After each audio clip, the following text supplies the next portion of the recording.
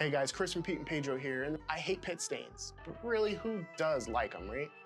And I don't want to smell. I don't think anybody really wants to smell bad. So luckily, I don't have to worry about those issues because I use Pete and Pedro Fresh, their new deodorant that works awesome. So what I love about this deodorant is it's vegan, it's sulfate-free, it's paraben-free, and it's aluminum-free.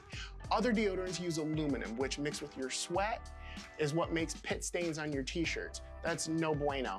But like I said before, I don't have to worry about that now.